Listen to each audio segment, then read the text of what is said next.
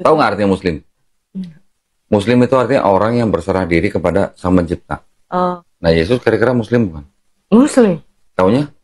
Karena kan dia Menyerahkan urusannya kepada Bapa kan? Iya, kepada Bapa. Nah, satu. Kedua, Yesus waktu di Taman Getsemani doanya gimana? Bersujud. Sujud. Karena umat agama apa yang sujud? Muslim. Yesus puasa nggak? Puasa. 40 hari ya? Iya. Umat beragama apa yang puasa sebulan? Islam. Islam. Yesus Muslim bukan? Gitu Muslim. kira-kira. Benar. Don Ditan mengatakan, Yesus berpuasa seperti yang dilakukan umat Muslim untuk Ramadan. Yesus adalah seorang Muslim. Benarkah Yesus berpuasa seperti yang dilakukan umat Muslim saat Ramadan? Bagaimana umat Muslim berpuasa saat Ramadan? Mereka makan banyak 2 kali sehari dan menyebutnya puasa. Tetapi apa yang disebut umat Muslim sebagai puasa, bagi dunia lainnya disebut pesta makan. Yesus tidak berpesta selama 40 hari. Dia benar-benar berpuasa selama 40 hari. Yesus tidak berpuasa seperti umat Muslim berpuasa saat Ramadan. Selain itu, Yesus berkata kepada pengikutnya untuk tidak berpuasa agar dilihat oleh orang lain. Dia berkata kepada mereka untuk berpuasa secara diam-diam. Apakah umat Muslim berpuasa secara diam-diam? Tidak. Mereka memamerkannya dan mengumumkan kepada dunia bahwa mereka sedang berpuasa, meskipun sebenarnya mereka berpesta. Yesus mengecam jenis puasa seperti yang dilakukan umat Muslim. Jadi, bagaimana apologet Muslim bisa mengklaim dengan wajah serius bahwa Yesus berpuasa seperti umat Muslim? Karena mereka hanya melihat apa yang ingin mereka lihat, dan yang mereka ingin lihat hanyalah apa yang Muhammad katakan kepada mereka untuk dilihat. Berikutnya, Don Ditan berkata, Yesus berdoa dengan cara yang sama seperti umat Muslim berdoa kepada Tuhan, karena Yesus adalah seorang Muslim yang tunduk kepada kehendak Allah. Benarkah Yesus tidak hanya berpuasa seperti umat Muslim, tetapi juga berdoa seperti mereka? Dalam Yohanes pasal 17 ayat 1, Yesus mengangkat matanya ke surga dan berkata, Bapa, saatnya telah tiba, muliakanlah anakmu, supaya anakmu memuliakan engkau. Apakah ini cara umat Muslim berdoa, mengangkat mata ke surga dan berbicara kepada Bapa mereka di surga? Tidak. Namun lagi-lagi, pengikut Muhammad melihat apa yang ingin mereka lihat. Jadi, mereka tidak mengacu pada Yohanes pasal 17 ayat 1, tetapi pada Matius pasal 26 ayat 39. Dan ia maju sedikit, lalu sujud dan berdoa. Di sini, mereka melihat Yesus sujud dan berdoa dan berkata, lihat, itulah cara umat Muslim berdoa. Jadi, Yesus pasti seorang Muslim. Tetapi tunggu, mungkin kita harus menyelesaikan ayat itu terlebih dahulu. Dan ia maju sedikit, lalu sujud dan berdoa katanya, Ya Bapakku, jikalau sekiranya mungkin, biarlah cawan ini lalu daripadaku. Tetapi janganlah seperti yang ku kehendaki, melainkan seperti yang engkau kehendaki. Ya Bapakku, apakah Yesus anak Allah? Apakah Allah itu Bapa? Apa kata Al-Quran tentang menyebut Allah sebagai Bapa? Dalam surah Maryam ayat 88 hingga ayat 93 dikatakan, dan mereka berkata, Yang Maha Pemurah mengambil mempunyai anak. Sesungguhnya kamu telah mendatangkan sesuatu perkara yang sangat mungkar. Hampir saja langit pecah karena ucapan itu, dan bumi belah, dan gunung-gunung runtuh, karena mereka mengatakan bahwa Yang Maha Pemurah mempunyai anak. Tidak layak bagi Tuhan Yang Maha Pemurah mempunyai anak. Tidak ada seorang pun di langit dan di bumi, kecuali akan datang kepada Yang Maha Pemurah sebagai seorang hamba. Ketika orang mengatakan bahwa Allah memiliki anak, atau bahwa Allah adalah Bapa, alam semesta hampir hancur. Mengapa? Karena itu adalah dosa syirik, yaitu menyekutukan Allah dengan sesuatu. Syirik adalah dosa terburuk dalam Islam. Surah An-Nisa ayat 48 mengatakan, Sesungguhnya Allah tidak akan mengampuni dosa mempersekutukan sesuatu dengan Dia, dan Dia mengampuni dosa selain syirik itu bagi siapa yang dikehendakinya. Barang siapa mempersekutukan sesuatu dengan Allah, maka sungguh ia telah berbuat dosa yang besar. Allah dapat mengampuni segala dosa, kecuali syirik. Jadi menurut Islam, Yesus tidak mungkin melakukan dosa terbesar ini jika dia seorang Muslim, bukan? Yesus jelas tidak akan melakukan dosa terbesar dalam Islam jika dia adalah seorang Muslim, bukan? Dan orang-orang di sekitar Yesus tidak akan mendapatkan kesan bahwa dia adalah anak Allah karena dia tidak akan memberikan kesan itu, bukan? Dan tidak mungkin Tuhan, malaikat, dan para nabi akan mengidentifikasi Yesus sebagai anak Allah, bukan? Jadi kita tahu apa yang tidak akan kita temukan jika Yesus adalah seorang nabi Muslim. Kita tidak akan menemukan banyak bukti dosa syirik dari Yesus dan dari orang-orang di sekitarnya. Mari kita lihat apakah harapan kita dikonfirmasi oleh bukti. Yesus dibaptis oleh Yohanes Pembaptis, dan dalam Matius pasal 3, ketika Yesus keluar dari air, Roh Allah turun seperti burung merpati, dan suara dari surga berkata, "Inilah anakku yang kukasihi, kepadanyalah aku berkenan." Suara dari surga berkata, "Inilah anakku yang kukasihi." Ini adalah suara Bapa. Tetapi bagaimana kita tahu bahwa Bapa merujuk kepada Yesus? Bagaimana kita tahu bahwa dia tidak berbicara tentang Yohanes Pembaptis atau orang lain? Ya, Roh Kudus turun dari surga dan hinggap di atas Yesus.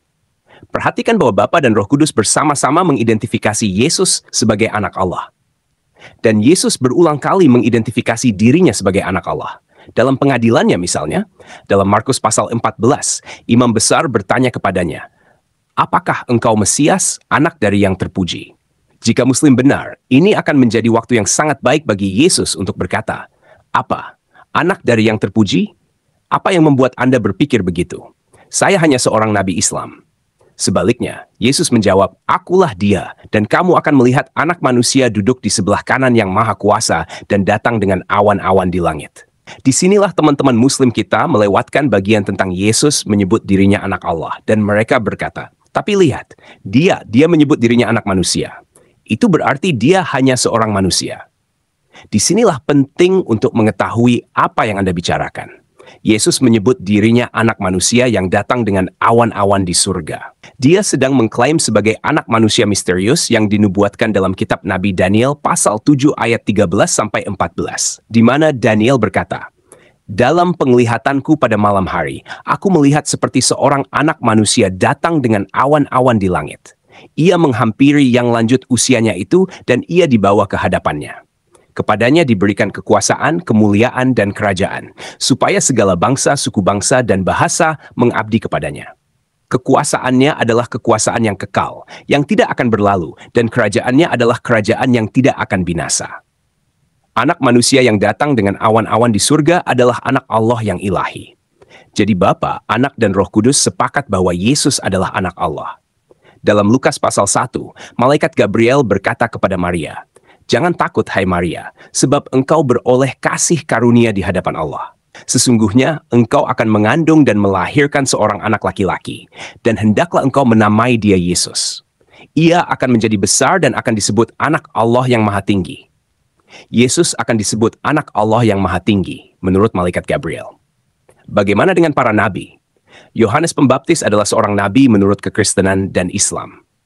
Dalam Yohanes pasal 1, dia berkata kepada para pengikutnya tentang Yesus, "Aku telah melihatnya, dan aku memberi kesaksian bahwa ia adalah anak Allah." Itulah kesaksian para nabi. Bagaimana dengan para rasul Yesus? Dalam Matius 14, Yesus berjalan di atas air saat badai. Setelah masuk ke dalam perahu, angin berhenti, dan murid-muridnya sujud menyembah dia sambil berkata, "Sungguh engkau adalah anak Allah." Dalam Matius 16, Yesus bertanya kepada murid-muridnya, "Menurut kamu, siapakah aku ini?" Petrus menjawab, "Engkau adalah Mesias, anak Allah yang hidup." Sekarang, jika Yesus hanyalah seorang nabi dan murid-muridnya, yang menurut Al-Quran adalah Muslim, benar-benar salah paham tentang siapa dia, ini akan menjadi waktu yang sempurna bagi Yesus untuk menegur Petrus dan berkata, "Tidak, Petrus, aku hanya seorang nabi Islam." Sebaliknya, Yesus berkata kepadanya, "Berbahagialah engkau, Simon bin Yunus, sebab bukan manusia yang menyatakan itu kepadamu, melainkan Bapa-Ku yang di sorga." Itu aneh. Yesus mengatakan bahwa Bapa menyatakan bahwa dia adalah anak Allah. Mengapa Bapa tidak menyatakan bahwa Yesus hanyalah seorang nabi manusia dalam Islam? Dan mengapa Yesus bahkan menyebutnya sebagai Bapa-Ku ketika itu adalah dosa syirik yang tidak terampuni dalam Islam? Namun, bukan hanya pengikut laki-lakinya yang menyebut dia anak Allah. Dalam Yohanes 11, Lazarus meninggal, dan Marta, saudara perempuan Lazarus, bertemu Yesus dalam perjalanannya untuk membangkitkan Lazarus dari kematian. Kita membaca, Yesus berkata kepadanya, "Saudaramu akan bangkit." Marta berkata kepadanya, "Aku tahu bahwa ia akan bangkit pada kebangkitan pada hari terakhir." Yesus berkata kepadanya, "Akulah kebangkitan dan hidup. Siapa yang percaya kepadaku, ia akan hidup walaupun ia sudah mati. Dan setiap orang yang hidup dan yang percaya kepadaku tidak akan mati selama-lamanya. Percayakah engkau akan hal ini?" Marta berkata kepadanya, "Ya Tuhan, aku percaya bahwa engkau adalah Mesias, anak Allah yang akan datang ke dalam dunia." Marta dan para rasul serta Yohanes Pembaptis adalah orang Yahudi yang percaya kepada Yesus. Tetapi bahkan para pemimpin Yahudi yang menolak Yesus mengakui bahwa dia mengklaim sebagai anak Allah. Dalam penyalibannya, kita membaca dalam Yohanes 19. Lalu orang-orang Yahudi berkata kepada Pilatus, "Kami mempunyai hukum, dan menurut hukum itu ia harus mati, sebab ia menganggap dirinya sebagai anak Allah." Para pemimpin Yahudi memahami bahwa Yesus menyatakan dirinya sebagai anak Allah. Mereka mengejek dia dan berkata, dia menyelamatkan orang lain, tetapi dia tidak dapat menyelamatkan dirinya sendiri. Dia adalah Raja Israel. Biarlah dia turun sekarang dari salib, dan kami akan percaya kepadanya. Dia percaya kepada Allah. Biarlah Allah menyelamatkan dia sekarang jika dia menghendakinya, karena dia berkata, "Aku adalah anak Allah." Jadi, terlepas dari apakah mereka percaya atau tidak, orang-orang Yahudi pada masanya mengakui bahwa Yesus mengklaim dirinya sebagai anak Allah. Bahkan beberapa tentara Romawi menyebut Yesus sebagai anak Allah. Ketika Yesus wafat melalui penyaliban, terjadi gempa bumi, dan perwira Romawi beserta mereka yang bersamanya berseru, "Sungguh, ini adalah anak Allah." Bahkan setan-setan pun menyebut Yesus sebagai anak Allah saat dia mengusir mereka dari orang-orang. Kita membaca dalam Lukas pasal 4 bahwa banyak setan keluar sambil berseru, "Engkaulah anak Allah." Sekarang, pikirkanlah kesaksian-kesaksian yang ada. Bapa mengidentifikasi Yesus sebagai anak Allah. Yesus mengidentifikasi dirinya sendiri sebagai anak Allah. Roh Kudus mengidentifikasi Yesus sebagai anak Allah. Malaikat Gabriel mengidentifikasi Yesus sebagai anak Allah. Nabi Yohanes Pembaptis mengidentifikasi Yesus sebagai anak Allah. Para rasul Yesus mengidentifikasi dia sebagai anak Allah. Marta mengidentifikasi dia sebagai anak Allah. Tentara Romawi mengidentifikasi dia sebagai anak Allah. Setan-setan mengidentifikasi dia sebagai anak Allah. Bahkan orang-orang yang jelas-jelas tidak percaya bahwa dia adalah anak Allah secara terbuka menyatakan bahwa dia mengklaim dirinya sebagai anak Allah. Itu adalah deretan saksi yang sangat kuat. Jadi, apa masalahnya? Sekitar 6 abad setelah semua orang yang bisa mengidentifikasi Yesus sebagai anak Allah melakukannya, muncul seorang pria buta huruf dari Arabia bernama Muhammad. Seorang pria yang menikahi seorang gadis berusia 6 tahun. Orang ini muncul dan memberitahu pengikutnya bahwa Yesus bukan anak Allah dan tidak pernah mengklaim dirinya demikian. Dan pengikut-pengikutnya percaya kepadanya. Daripada mempercayai deretan saksi yang tak tertandingi yang menegaskan bahwa Yesus adalah anak Allah. Karena mereka percaya kepada Muhammad dan bukan kepada saksi-saksi yang menegaskan Yesus sebagai anak Allah. Mereka terpaksa memetik-metik ayat, berbohong, dan sepenuhnya mendistorsi serta menyalahartikan apa yang Yesus katakan dalam Alkitab. Namun mari kita bayangkan sejenak bahwa semua bukti ini salah. Mari kita asumsikan bahwa Yesus benar-benar seorang nabi Islam yang mengajarkan tauhid seperti yang diajarkan Muhammad. Apa yang akan kita temukan jika kita membaca tulisan-tulisan tentang Yesus? Jika Yesus adalah seorang Muslim, kita akan mengharapkan untuk menemukan dia mengajarkan bahwa Allah bukanlah Bapa, bahwa dia sendiri bukanlah anak Allah, bahwa tidak ada Roh Kudus, bahwa dia bukan Mesias, dan bahwa tidak ada penebusan dosa melalui kematiannya. Namun, inilah yang kita temukan. Yesus menyebut Allah sebagai Bapakku.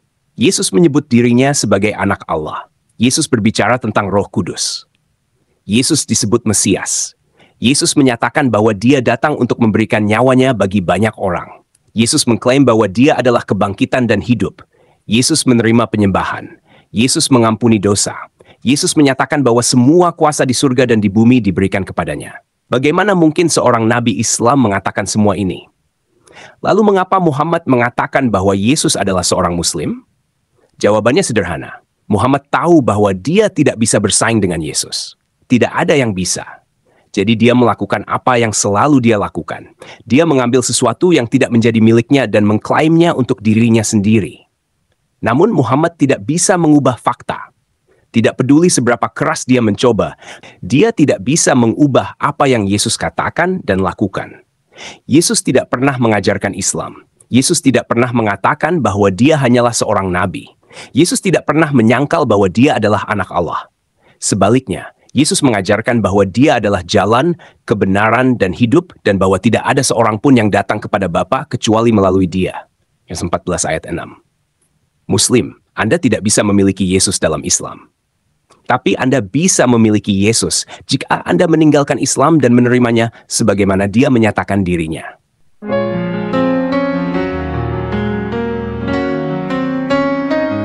Janganlah hendaknya kamu khawatir tentang apapun juga.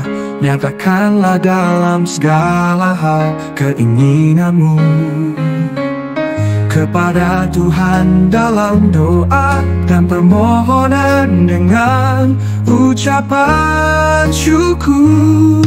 Segala perkara dapat kita tanggung di dalam Dia yang memberi kita kekuatan. Bersukacitalah senantiasa dalam Tuhan. Sekali lagi ku katakan bersukacitalah. Tuhan kita akan memenuhi segala keperluanmu menurut kekayaan dan kemuliaannya dalam Kristus Yesus. Dimuliakanlah Allah dan Bapa kita selama-lamanya. Amin. Segala perkara dapat kita tanggung di dalam Dia yang memberi kita kekuatan. Bersukacitalah senantiasa dalam Tuhan. Sekali lagi ku katakan bersukacitalah.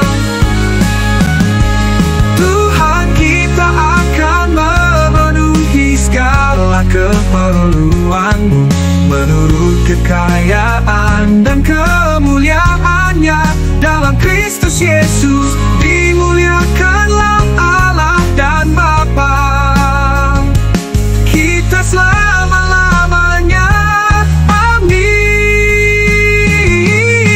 Segala perkara dapat kita tanggung di dalam Dia yang memberi kekuatan. Bersukacitalah senantiasa dalam Tuhan. Sekali lagi ku katakan bersukacitalah. Amin.